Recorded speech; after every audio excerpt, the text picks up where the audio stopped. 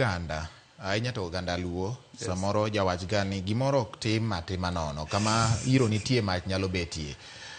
Jomoko nyalo wacho ni koso gini nitie kaka itude gi weche mag siasa nikech king'iyo mos jomoko neno kaka appointment e sirikal nyalo tudore kod weche mag siasa bende. Ka oket chenro ni mise mani ma chenro ni ochung'e weche mag siasa koso ochung'e weche mag kelo lokruok mar lek mar lokruok mar piny. Achako kawacho gimoro ka. Dr. Raymond Omolo en nyakwar ja siasa. Kwar gi mane jumbe mokwongo e karachuonyo. Be mano kwongo yier gi independent e piny luo.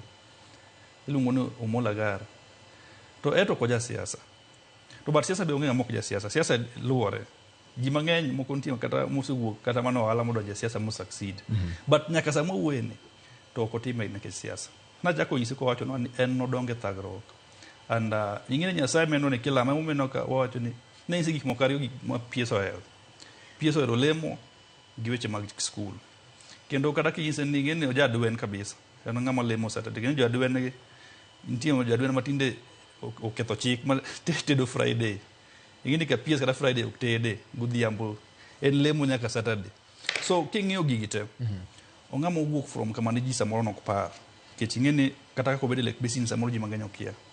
Ta ing'e ni MD ma Lake Basin kaka ne en samoro ji nok nyal winje nikech ne ok en ing'e ni MD beche en ng'ama ok ja siasa.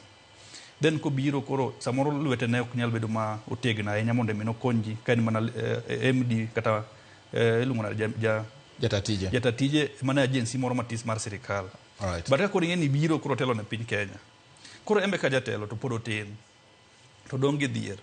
Okadhi dhier. Nitie gik motimo ma samoro ochope kama ochope nikech nitie gik motimo kadhi dhier onge gima dhier en. No understand dhier kabisa. To kochopo kama koro kawuono chope ing'e ni bedo PS mar interior. Wache kisungu kamano. Ok en position matin. Ing'e ni mane position mar yambo sirikal kech.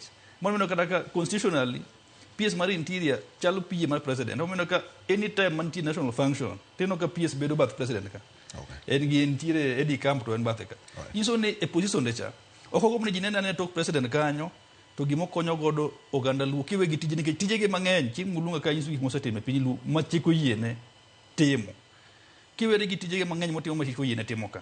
Nitiere gima nodwaro ni mondo omul chuny Kenya ng'ene motimo ka koro omiyowa kaka an kama wuok e Kabonyo Kanyagwal wuon nichopogo piny kama omiyowa gima iluongo ni division. Ing'e ni manyo division no ok nyal konyo chi liel ma nigi school fees e dhoot. Onya mana konyo nyathi ng'ama dwaro tich mondo oyud kanyo nikech koro mano kel services machine e sirikal.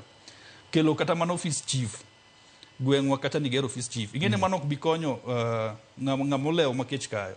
Ing'e ni kawo group mar mon liete miyo pesa mar ohala tichake tero nyithindgi skul. Ing'e ni mano konye moloyo. Alright. So momiyo noyiero gino timo maonge siasa. Okay. And actually otime makata sama chake ga yudo ka wadhi walemo walamo Nyasaye mondo okonywa mondo embo konye. Kech wadwaro ni mondo gini otimo kata chiemo owe bedo PS.